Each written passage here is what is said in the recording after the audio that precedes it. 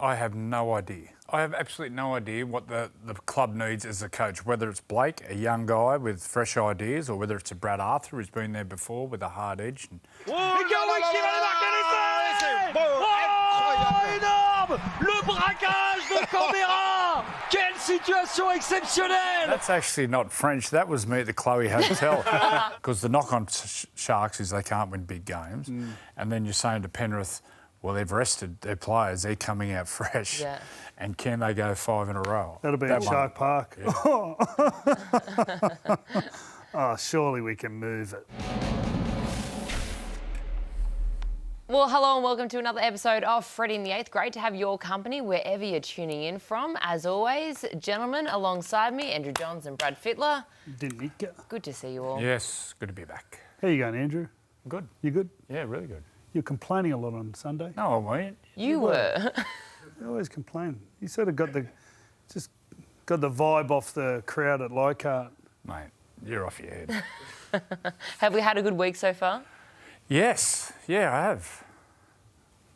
Anything else you want to No, I have had a good week. No, been great. Been great. Actually, I'm coming in next Monday to the Today Show. Oh, that'll be exciting. Yeah, we're doing a thing with Harley, Unite We Ride. Okay. So that's the following Saturday. But if you ride bikes and love the community of riding, get involved. They're helping out the Salvation Army. So I believe Carl's a rider. Did you know that? I did not know Are that. you and Carl joining the Comancheros? Freddie just lead the... That won't be happening. Are you going to ride the bike in? I think so, but I don't know which studio. Well, here. Sorry, Comancheros. I'm joking. Joey's nervous now. I'm joking.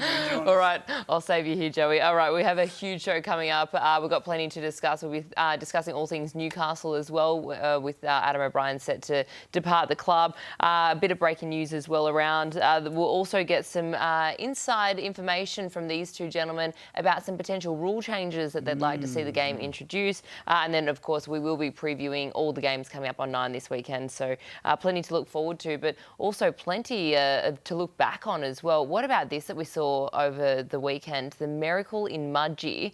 And not only was it an unbelievable try that was scored, take a listen to this because it was actually called in French as well.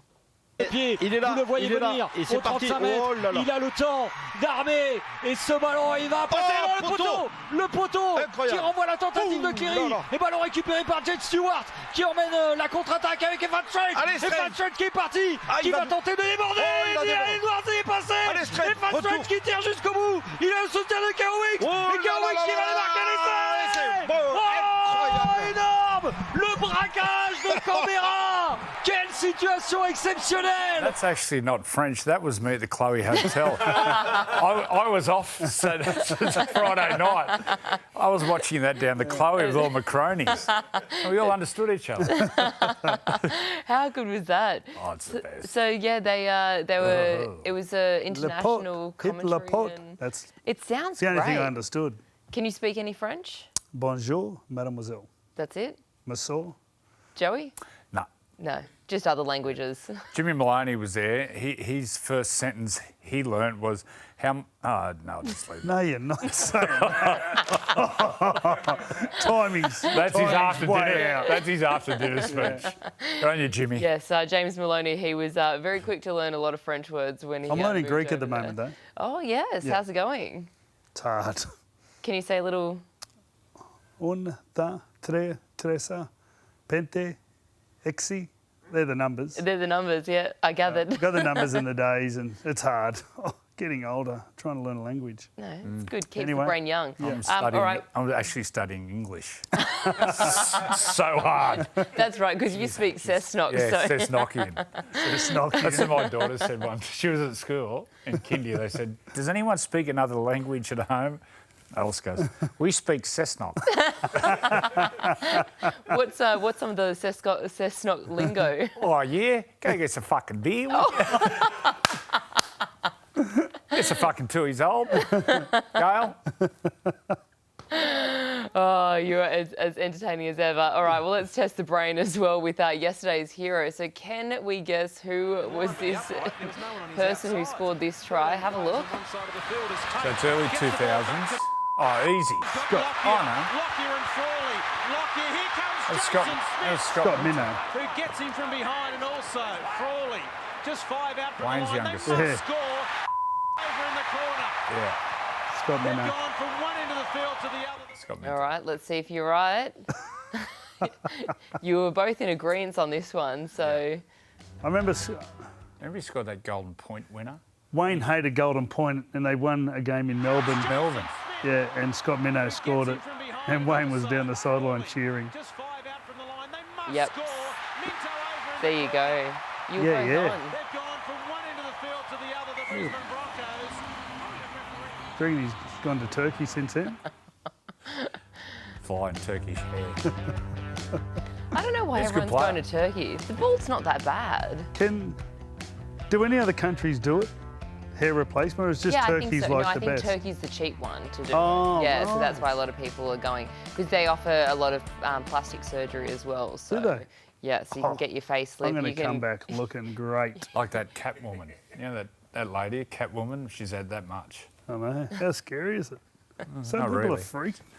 All right, let's... Don't get it next to a heater. A whole face would just melt. Like at the Chloe late. Calling that game. Anyway. all right, change of pace now. We're going to get serious for about a couple of minutes and then we'll get back to the fun. But there obviously is plenty of news happening around the NRL at the moment, with news that the Newcastle Knights are set to part ways with coach Adam O'Brien. So for more, let's bring in Michael Shamus from the Sydney Morning Herald. Shammy, good to see you. Can you tell us what's the latest on this? Yeah, sorry to ruin the mood, Danica. We'll get a bit of serious about rugby league. Yeah, Adam O'Brien, his time at the Knights will come to an end in the next couple of days. It'll become official. He's gone to the club. They've reached an agreement that he will walk away from his time, despite having 2 years to run there. My understanding is he's mentally exhausted. The job's taken a lot out of him, and he's agreed that it's best for all parties to step away. At the moment, they met last night, the club, the power broke with some members of the board to work out what that settlement will be. It's anywhere between 12 to 18-month payout for Adam O'Brien. That's still being finalised. They'll front the board on Thursday and that will be ratified. But my understanding, Adam O'Brien will see up the year and his time will come to an end. Who's making the decisions up at Newcastle Knights at the moment? Yeah, good question, Freddie. It's a tough one to actually answer because the moment we know that Phil Gardner is the group CEO. He's moving on at the end of the season. Peter Parr's moving up from football manager into the CEO role. Chris James will become the general manager. And the board, well, it was clear, mate, well, unless the chairman of the club was being a bit mischievous with his words, he was in the Telegraph on the weekend saying that Adam O'Brien was safe, the chairman, Jeff Coburn. So maybe he wasn't aware what was going on in the background, but it's my mail that at the end of last week, the conversations between the club and Adam O'Brien and his manager, Isaac Moses, were had, and that he was ready to walk away. So maybe someone forgot to tell Jeff that was happening. So looking ahead then, is Blake Green a certainty then to take over as head coach? Look, that's been my mail. A couple of months ago, I raised that Adam O'Brien was likely to finish at the end of the season. They were looking at other options. That option was Josh Hannay, and the other one was Blake Green. And my understanding is that he's the front runner. I think they'll go through a bit of a process to speak to people, but if I was a betting man, I'd say Blake Green at the moment will be the likely coach of the Newcastle Knights without anything being finalised just yet. So Joey, how does this all sit with you? Someone asked me this morning, I have no idea. I have absolutely no idea what the club needs as a coach, whether it's Blake, a young guy with fresh ideas, or whether it's a Brad Arthur who's been there before with a hard edge and crack them over. But the problem's not with the coaching. The problem is, which I've been quite vocal, is the junior system coming through and the pathways. They can't attract marquee players up there, so they have to build from within. Now, there's the options there. Obviously, Sam, I think, is long-term at Warrington. Willie Peters is... whole KR got them going. Blake Green's been in the system there. Trent Barrett at Brisbane. Brad Arthur, great experience, been to Melbourne, was at Manly, was at Parramatta, a great success. Chamis, has there been any other names tossed around? Yeah, the other one that obviously outside that list is Justin Holbrook. I heard that there is interest in Justin Holbrook. There's been conversations with his management about potentially going to Newcastle. He's currently at the Sydney Roosters, an assistant to Trent Robinson. We know he's previously been sacked to the Gold Coast Titans, but he's had success in the Super League. So that's the other name at the moment that I'm hearing is one of the contenders. One thing I do know, I spoke to Chris James actually while I was up there a couple of weeks ago at the NRLW Magic Round, And they're now starting to invest in northern New South Wales. They've also up got around Coffs Harbour. They're going to have an academy at Coffs Harbour. They're going to have an academy up around Scone, Singleton. But they got back that area up around Singleton, Scone, Muswellbrook. I think the Bulldogs though are still in around Taree. They got Taree, but the Knights now have got hold of around the Coffs Harbour area. Obviously, Joey, we know what you mean to the club. I know that you will never take on a head coaching role. That's just not your thing. But would you like to be a part of maybe the decision-making process? No. I live in Sydney now. I haven't lived there now in Newcastle for far out. 18, 19 years. But you watch. But I've moved on. You watch every single game of NRL. You see things. I'm not on the ground. That sort of stuff. You've got to be there every day. Even for a head coach. Spoke about Chris James, general manager of footy. I actually met with Chris and Peter Parr about maybe a month ago, 2-3 weeks, and they went through the junior system and what they're implementing there, and it all looks really good. But you can have the best boat in the world, but you've got to have the best captain steering the ship. So if they get the right people in. This isn't going to be 2 or 3 years. This is a long-term thing, maybe 4 or 5 years.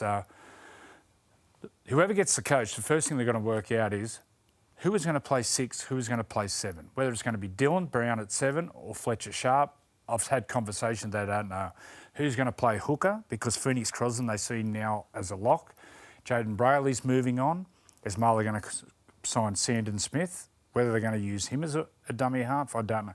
Whoever comes in has to go, this is my spine, this is how we're playing, everyone's on the same page. But the big one for me is the junior system and the pathways. Well, the other big decision is, of course, Kalen Ponga and Dylan Brown.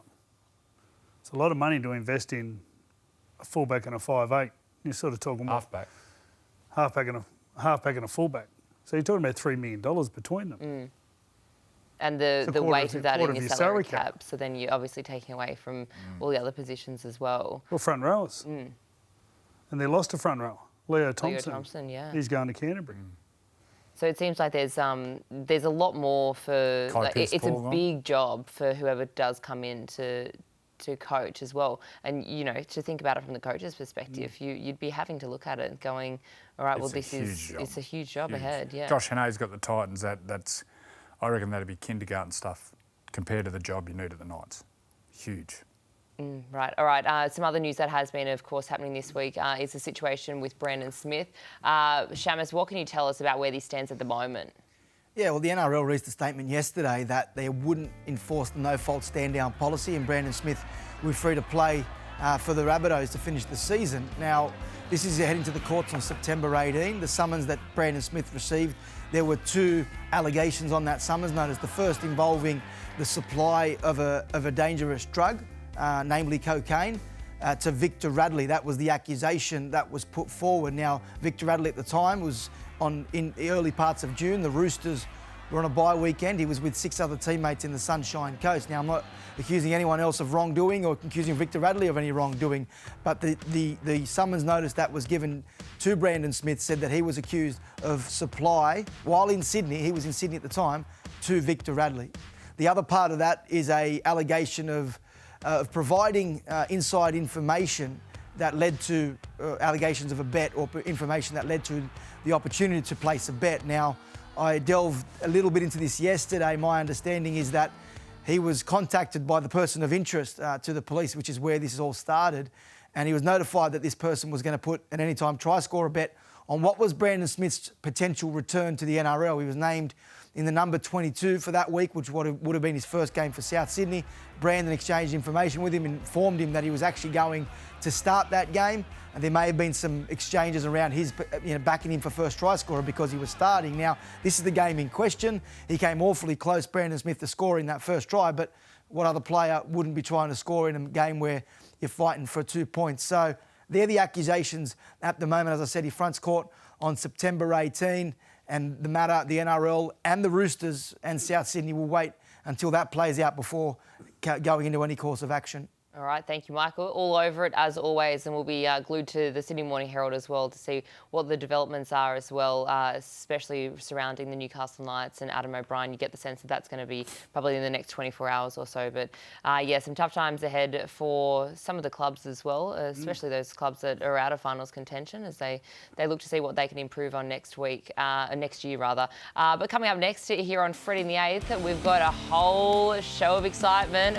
We're going to be talking Craig Bellamy in his milestone match this coming weekend. Plus, we're going to be looking at some of the incredible tries in Freddy's tries and the 8th medal. All that coming up straight after the break.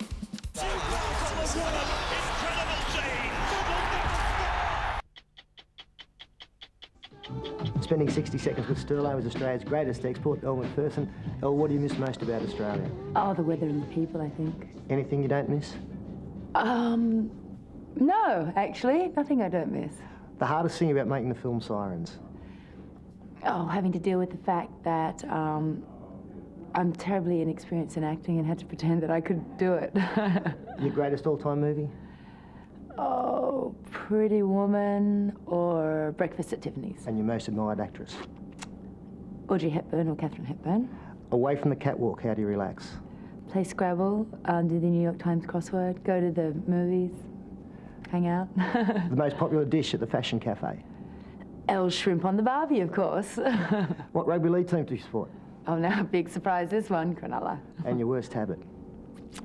I get nervous. Now, most importantly, what do you think of bald men?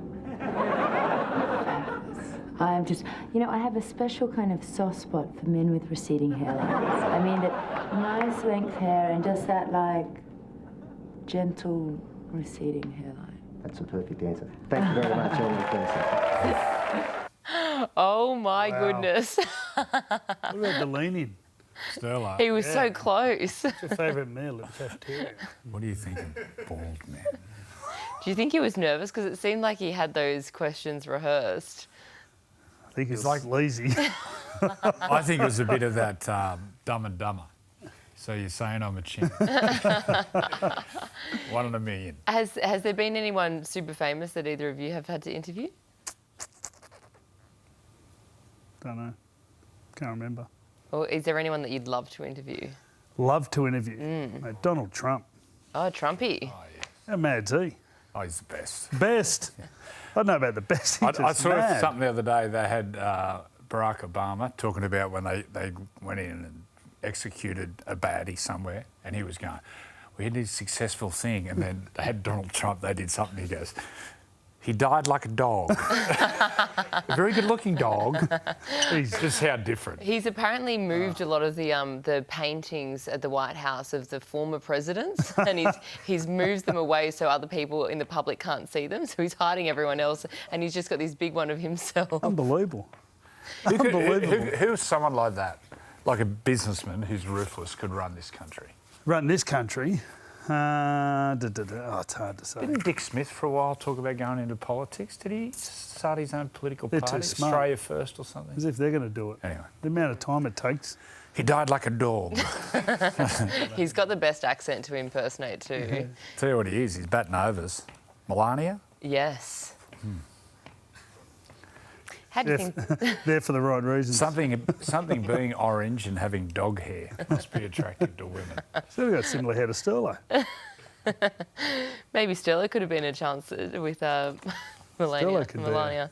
All right, let's dive into some footy stuff. So we thought we put the questions to you this week that Died like a dog. if you could make some rule changes Yes. that we could trial over these next few weeks to see how it played out as to something that we would look at next year. What are your rule changes that you've come up with? Freddie, we're going to start off with your ones. My first one, I get frustrated that when the ball's caught in the end goal or goes dead, that they can't throw the ball to the 20.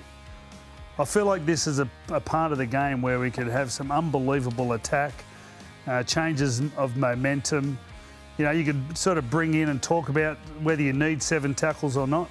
I think some kicks sort of maybe could be penalised more than others, but I think that whole process of going from the in goal to the 20 metre is ridiculous, where we can only throw it 10 metres, or you've got a player running 30 metres flat out. I just find that so unnecessary. Righto, number 2. Don't worry about number 2. That was part of number 1. Number 3, there's the free play. If someone makes an error and you pick up the ball, you get a free play. So you can come out.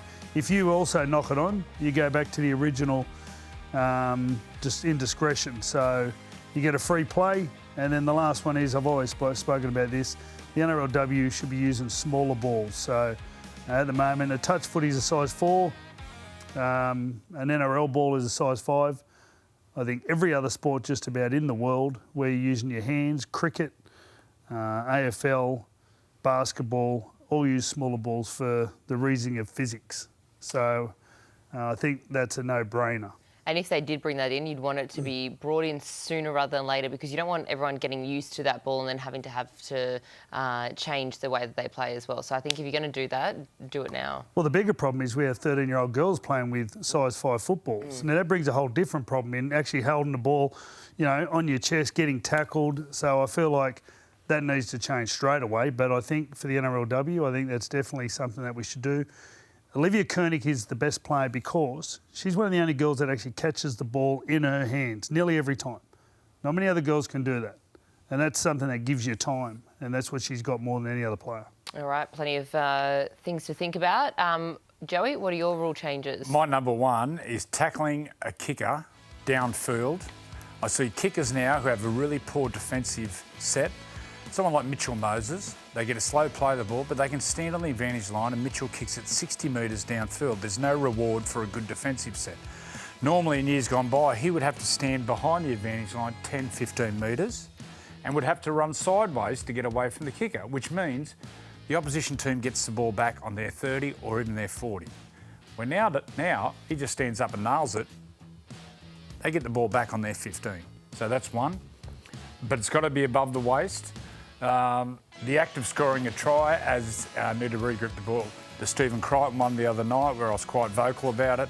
We're going to look at the difference between what he does and Sam Marani's last try, where it's the same movement of downward pressure. The only difference is Sam Marani doesn't propel the ball forward and come out of his hand. And this is a quirky one.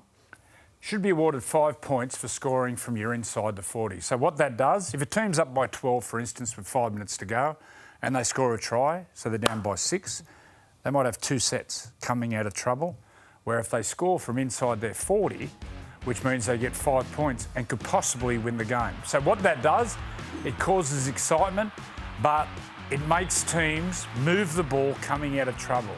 I hate watching 5 in for a kick to the corner, 5 in for a kick to the corner. If you got that opportunity, you give incentive for teams to move the ball coming out of trouble. How good are these scenes? What about the try the other day at Leichhardt? Would you worry about with massive blowouts in the scores? No. I go to the game to watch attack. I don't go to watch defence. I want to see ball movement. I want to see long-range tries. When the 2-point field goal came in, I thought, oh, this is ridiculous.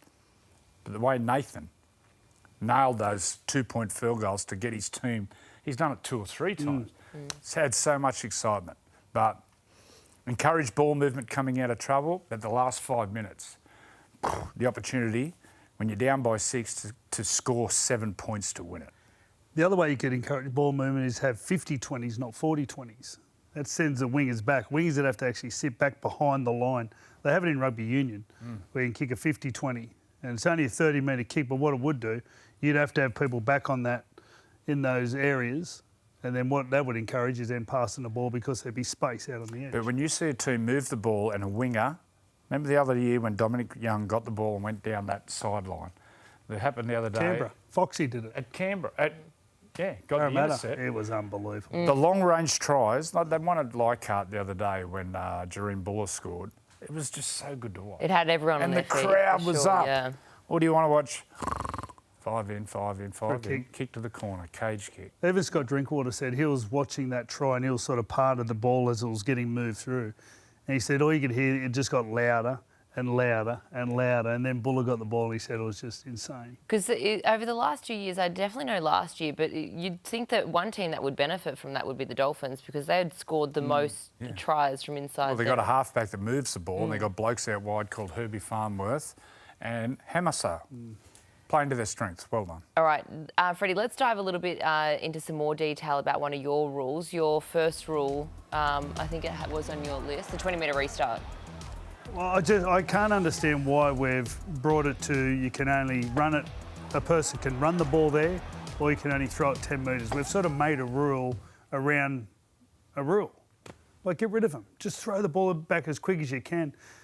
The way players work now and the way they can react to situations, what you'd find is there's a bad kick over that way, here's a winger running here, and then all of a sudden they've got a play to counter that straight away. Can I be devil's advocate? What's that? So would the attacking team play negative then and not even kick the ball and run to the corner? Well, they do now and they get 7 tackles, so... But they do run into corners now anyway, but I couldn't imagine that being a problem. But you also said catching the ball in the end goal isn't a 7-tackle restart. Because I don't think there's certain kicks that are worse than others, or I think need consequences should be worse. I think the 7 tackles at the moment, it's a really big consequence. Mm. You know, Totally. When you get a kick wrong, I can understand that. By that much? Yeah. I just feel like there's ways we could look at that, whether you're catching on the fulls, not 7 tackles, or the one where it actually got brought in was for the kicking dead. I remember Cronulla doing it on the Gold Coast against Billy Slater.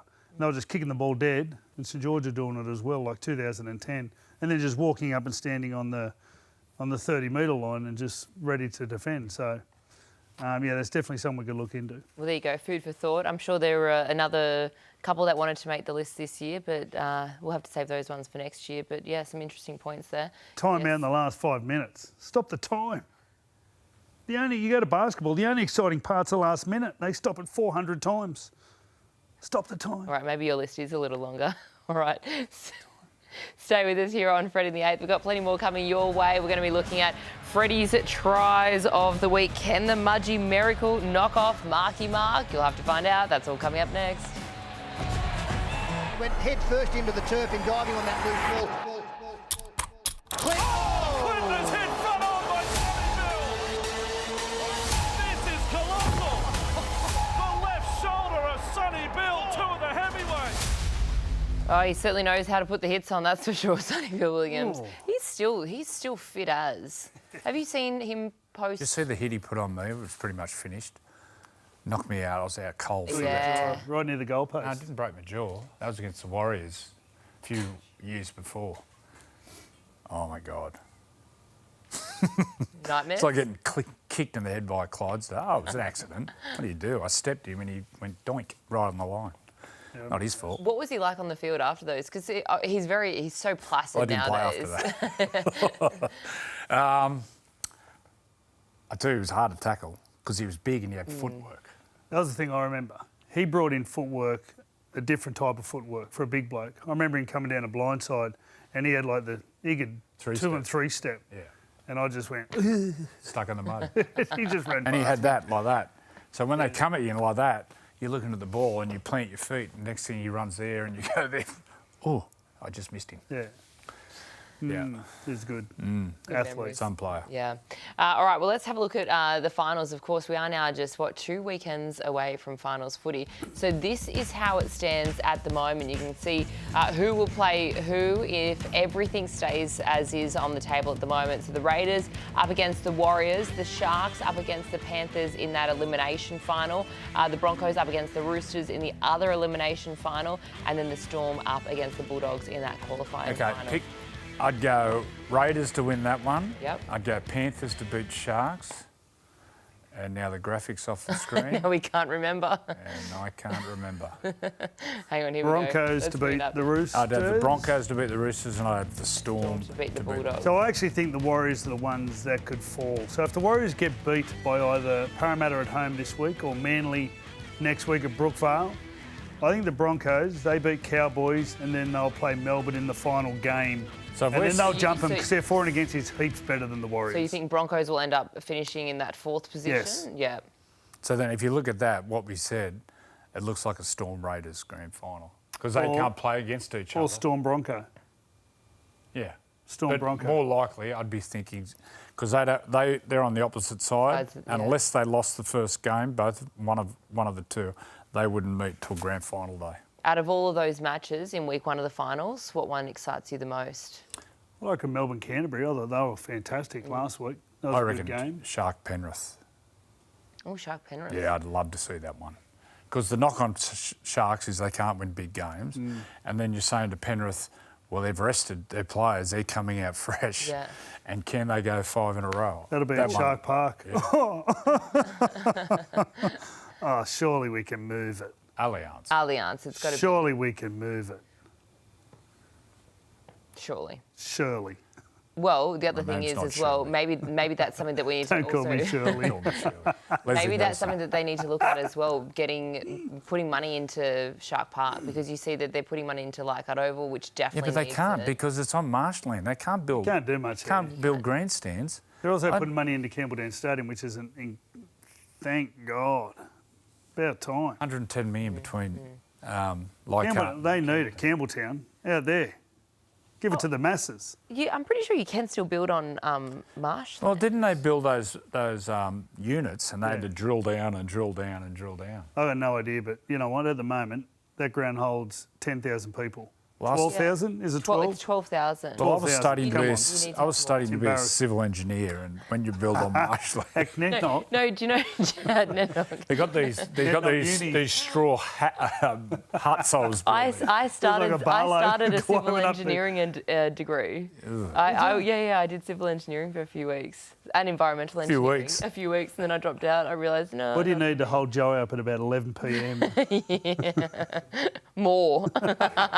Yeah. That's always the answer. Concrete boots. All right, you Just mentioned lean him up against the wall. the Leaning Tower of Joey. All right, you mentioned the Panthers before. What do you make of them resting pretty much the entire I team think it's this smart. Makes Really sense. smart. Yeah. Freshens them all up. A week or two out.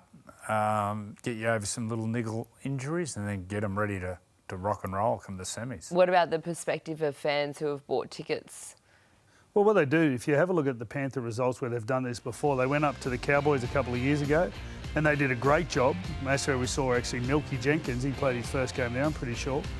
So they will compete, and then they did it against New Zealand this year. and they beat them.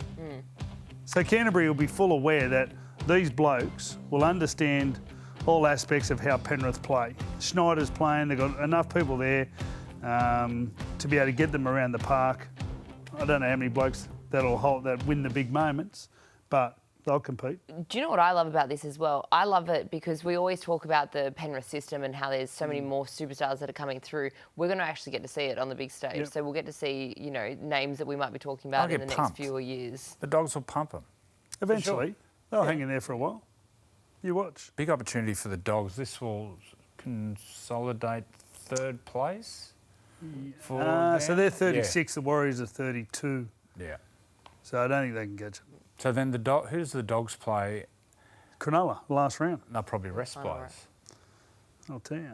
Anyway. All right, yeah. well... Got enough time. No, I haven't got a problem with it. I haven't got a problem. If you're worried about the ticket sales, if you say to the Penrith Panthers, rest them up for 2 weeks and, you cost you tickets, or they win the grand final. Yeah, what would you grand prefer? final. Yeah. All right, let's dive into our Sportsbet having a crack moment from this week. And here we go. We have Reece Walsh's conversions. Oh! I'm glad he missed him. Freddie and I often talk about this on the sideline, just how important, especially when it comes to, finals time and these big games, Got that one. how important the conversions are. Well, look at Origin 2 in Perth. Geez, second half here, Taryn Aiken, she put an absolute clinic on. Well, they've gone one whole year without losing. That's incredible. Yeah, they won't get beaten. Well, against Parramatta, they scored 48 unanswered points in the second half. They can Think find about- another gear. When they need it, they can find it. They're very well disciplined, they're incredibly coached, and athletically, they're just stronger and faster than everyone. It was last August that they got beaten by the Gold Coast Titans. Once again, I said it on mortal behaviour last week, got to even out the talent. The Broncos and the Roosters have probably 75% of the best players in the competition. Yeah, but it's hard to deny them. What they're doing, they're also giving them jobs, and they're giving the women ability to making the game a living. But that's not fair then. Well, I understand that, but then it's hard to knock them, Maybe the clubs that are actually getting involved in NRLW need to put aside some more money to do something similar. Well, So if Jessie that's- Southwell then goes to Brisbane, becomes a development officer, Newcastle go down without her, and then she goes to Brisbane, Brisbane against Newcastle on the weekend. We're saying Brisbane are the Roosters high flying. Probably the next of them is the Knights. They put 30 on the Knights. So imagine if Jessie Southwell's not there, she goes to Brisbane. Then it is lopsided. You're seeing the gap widen. I don't know how the salary cap works in the NRLW, but they have to work out how to even out the talent. All right. We'll stick around, plenty more coming your way. But first of all, let's check in with Joel Kane at Sportsbet. Quick little peruse on the Sportsbet app. You will see the NRL Pick Your Ladder. This is where I've landed, folks. Quite diverse. We have got the Raiders of the ACT to run first. We have got the Storm of Victoria. We've got the Bulldogs of New South Wales and the Broncos of Queensland. How do you see it, folks? Check it out on the Sportsbet app.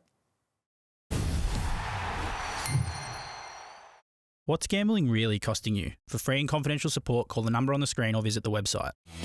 All right, it is that time of the week again. We get to see Freddy's Flyers, and this one I've been looking forward to because we could have a new number one. There'll be movement. Oh, there's movement. Yep, I can. Yeah. All right. All right, here we go. Josh Addo-Carr. Well, I'll remember this forever. It's incredible. What a try. I saw him earlier take the intercept and run 80, but I actually, I said earlier in the call that Zach Lomax has been dropping a few of these, and the moment I said that, he caught everyone since. So that was a reverse mock. This is a good kick from Dylan Walker. But to go from side to side, Dylan Walker spotted some space, a la Sam Walker, and come up with a beautiful try. I thought you were going to show Does he make the board? Yeah, I'm going to take, we'll go from Herbie. Herbie 60 feet. is gone. Yeah. Sorry, Herbie. Anyway, did you call him next sexy one. feet? Sexy Tigers. Fast feet. Here we go. Julian Buller. Once again, I don't think I'll ever forget this. This was Can we incredible. have Speedy's call? It's a pretty good call from Speedy. He was screaming. I know. I loved that final. Look at this ball. Considering they were celebrating the 2005 grand final, the Benji Marshall flick pass. And then What about the noise, Tareen. Freddie, when Buller got the ball? Like someone was just turning up the dial and it just got louder and louder. Look at the hill. And louder and That's louder. 8 5-point tries. You should have heard it sideline. It was incredible. You couldn't help but sort of... Long-range tries. Give the fans what they want. So, Marky, you've been taken off the top. What? Oh, this is... mate, you can't take... Marky's try went viral all over the world. I think I've seen it too much. I'm starting to break it down. Well, what about the next one? Because this is the thing that I think could take over. Oh. Mudgee Miracle. Yeah. We have to take a game to the bush to get the best try of the season. Nathan Cleary, as he does, steps up, 35 out, has a shot at field goal. The two Panther boys don't know the rule, and all of a sudden, left foot. Ethan Strange left foot, and little Neville Glover goose step. Hey, watch the pass. Mate, it goes behind. He could have dropped that. The timing of the pass too. He takes any longer. Jenkins' hand comes into play. He just played that perfect, Ethan Strange. So that is going to the top. The Mudgee Miracle is now Freddy's Flyer. We're just going to have to jam them all down a little bit. That was so good. Mudgee, I was talking to the great Ken Sutcliffe. Mudgee was just going off across the whole Could you weekend. imagine? Yeah. That was awesome. I wonder how many awesome. young kids would be inspired to play rugby league now watching that. Oh, you'd have around Mudgee. Yeah, you'd have to think many. The other part about it was the boys got to know the rules. Yeah, they should have tackled. The They could have tackled Jed Stewart right there. Might change the result because Canberra might go on to win the game, but you know the rules. If you know them well enough to do them under pressure, like that's as big a moment as you can get in a game. But they both pulled out of it. Liam Martin, less civil engineering, more rule book. More rule book. Go and talk to Rabs. Rabs knows every rule in the rule book. Yep. Ducks to the school, Liam. All right, let's have a look at the F8 votes and the leaderboard at the moment. So, Ethan Strange, he got 6 votes this week to get up to 14. Wow. 14 points on the ladder, so he's in 4th.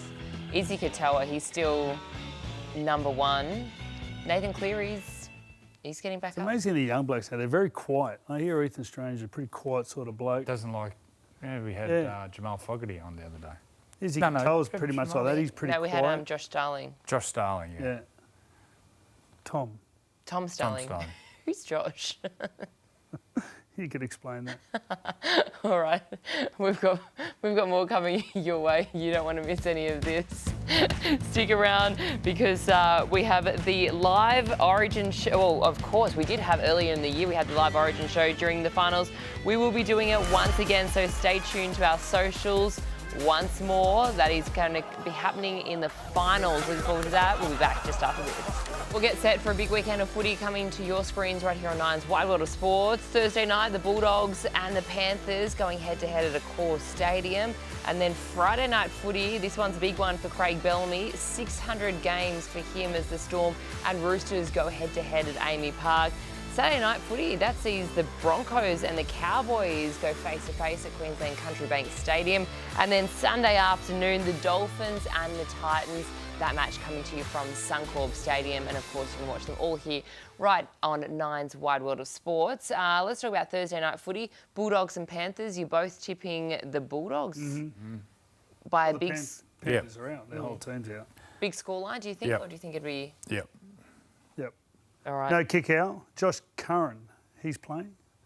I think he's a big part of this team, Josh Curran. He hasn't been playing that good the last couple of weeks. I don't think he played last week. He didn't. He was 18th man. Yeah. So I think he's got a point to prove because he's very versatile, can play in the middle, can play on an edge. Fine weather too.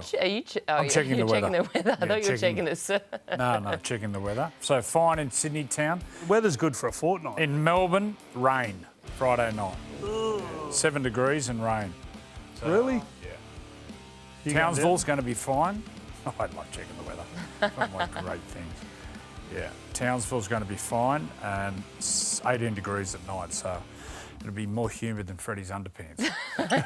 You've missed your calling as a weather presenter. Oh, I had a crack. We're going to bring it back. Don't worry. We'll do it for our live shows during the finals as well. All right, Friday night footy, Storm and Roosters, but 600 games for Craig Bellamy. What an achievement. They don't miss their milestones very often, the Storm. They've got a few players out. Obviously, Harry's out. They're leaving a few out. Eli Katoa's not playing. I think there's 6 all up. But Munster's still playing. Big Nelson's coming off the bench. And Paps at fullback will be playing. So, given it's 600 games, I've got to say, I'm going to have to back the Storm. Storm. Yeah, Storm. They'll hit back. The Roosters, they'll hit back. They'll pull the other night against Parramatta. And you know what, for Harry, having these next 2 weeks out, that's a good rest for his body as well. So. Send him away, get some sun, get in the surf. Harry loves a bit of sun and surf, freshen him up. All right, Saturday night footy, Cowboys, Bronx. And then Sunday afternoon, Dolphins and Titans. Is there going to be a dead cat bounce with the Titans? I'd go Dolphin. Can't trust the Titans. I can't back the Titans. Seriously. You know, Dolphins have leaked some points lately. Yeah. They want to come home strong. Dolphins. It's coming to that pointy end of the show. All right, we're going to be back just after this short break with something very interesting. You won't want to miss it.